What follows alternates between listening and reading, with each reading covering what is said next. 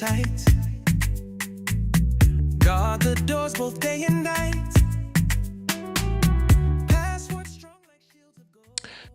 They passed a law to protect our kids online, but somehow your child can still message strangers, get hooked on loot boxes, and chat with AI bots that are not even regulated.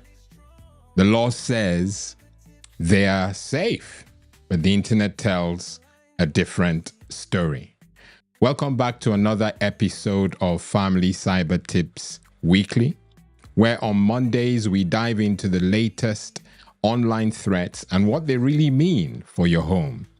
If you're a parent, grandparent, or caregiver who wants straight answers and real solutions, you're in the right place. This week, we're pulling back the curtain on the UK's Online Safety Act, what it fixed, what it missed, and why your child's digital life is still at risk if you're not paying attention. Okay? So let's get into it. Parents, the hard truth. I give it to you, as they say, live and direct. New online safety rules are rolling out in the UK, but your children might still be exposed to dangerous content, addictive apps, and harmful algorithms, even with the law on your side. You know, we praise what the government are doing.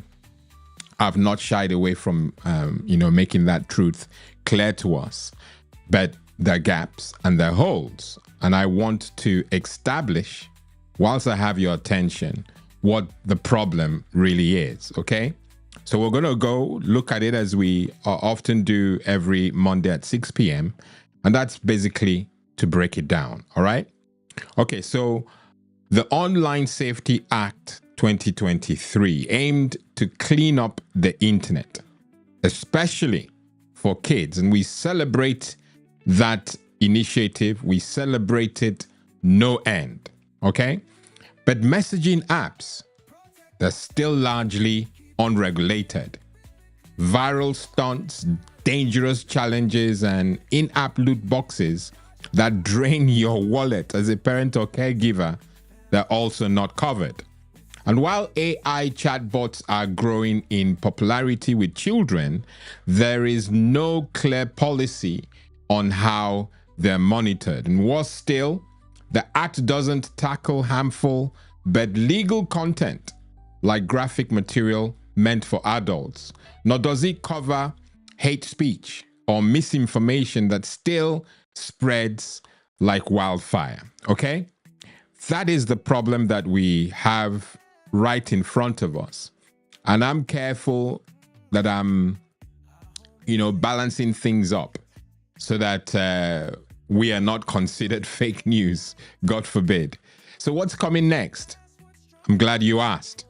Peter Kyle, the minister now in charge, is shifting the conversation from just what kids see online to how they use it. And what does that mean? Screen addiction and compulsive scrolling. Algorithms that trap kids in negative spirals. Apps that mess with sleep and self-esteem. He is now calling for new ideas, app caps to limit access to this stuff, screen time restrictions, tighter rules. I had this little clip that some will argue is laughable, but hey, what can't you do with AI? Healthy online habits. He's doing his best, okay? So like I said, he's calling for new ideas, app caps to limit access, screen time restrictions, tighter rules for live streaming, more age-specific online rights for 13-year-olds versus 16-year-olds. Because as one source puts it, kids shouldn't have to be grateful they can't see violent porn. The next fight is for a healthy digital childhood, okay? These are very clear. I don't want to overdo it, but the plans are clear. And so what really does this mean for us, parents, grandparents, caregivers. It's very important we establish that from the get-go. What does this mean for you and for me? Even with these upcoming changes, laws alone won't shield our children. Okay? So we need to do things. Talk openly about what they're watching and who they're chatting with. You know, the government can't nanny us. I don't know how else to make that clear to us. They can't nanny us. We celebrate and welcome these initiatives. But we as parents, God-given parents over these children, and we have oversight, God-given oversight over these children, we must talk. Communicate openly about what they're watching and who they're chatting with. We've got to set our own screen limits and model balance for the kids. We've got to do it. Set those screen limits. And I said, use tech to your advantage. Use parental controls, but don't rely on them. That's the bottom line, okay? Nothing beats your involvement. If I said that and said nothing else, honestly, my job is done. Nothing beats you being present, okay? So we can't rely on tech. We can't rely on the government fully. We must be involved, okay? And most importantly, remember this. You are the strongest filter your child will ever have. And that's on the basis on the love that you have for your child. No parent that's well upstairs. And I say that with the most humility and respect. But if you have full capacity, you only have love for your child. It's a God-given gift to parents to love their offspring, okay? So you will be the strongest filter your child will ever have, all right? Now, I have to echo the fact that these things that the government are doing, we welcome them, okay? Don't want anyone to pick up this video and come maybe 2 minutes in and hear me rubbish some of the gaps that exist in the Online Safety Act and then leave on those grounds. That would be sad. I pray that whoever watches from the start to the end, and you'll see that we celebrate what the government are doing for the family. Okay? It's better than nothing. Okay? Better than nothing. But we want them to do more. But more importantly, we are pressuring you as a parent and caregiver to do a lot more. If you want to stay ahead of harmful trends and weak policies, you have to subscribe to Family Cyber Tips Weekly, okay? And turn on notifications so that you will always know when we upload videos. And we do it now out of turn. There's a video that's doing very well that we released on, I think it was Wednesday or Thursday, but it was vital that we broke protocol to do that. And the video is doing well because it was welcomed, all right? And please don't forget to share. You know, I don't know how else to beg you. You have to share this information with people, you know, who deserve to know what's really happening. And I'm certain in my heart that every parent wants to know these things because we only have love for our children.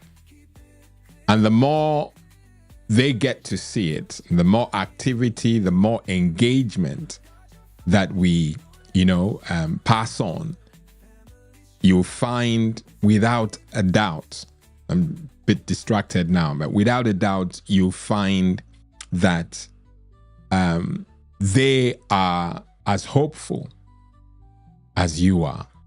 You know, they want to know. They're hopeful that these changes will make a difference. They're hopeful that whilst we are engaging and communicating and sharing information, that we'll get better at this thing. Parents generally are too busy doing all the beautiful things, and some make arguments that it's, enough for them to take their eyes off the ball, albeit for a little of few minutes. We're saying all hands have to be on deck. Okay? All hands. And that's because the government are raising their game because there's a problem. And they realize that parenting alone may not do it. Because there are some parents who are doing it well. But if you want a blanket,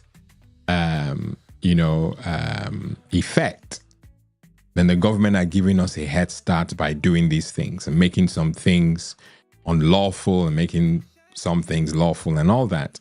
And that's just to help you along your journey. It's not a replacement. They're giving us tools to get the job done because they're seeing gaps in our parenting wholesale. Okay? And so because we know that those gaps are there, we welcome their efforts, but we are also challenged, or at least I'm challenging you to do a lot more to complement, not to replace what the government are doing, but complement what they're doing. They go hand in hand, okay?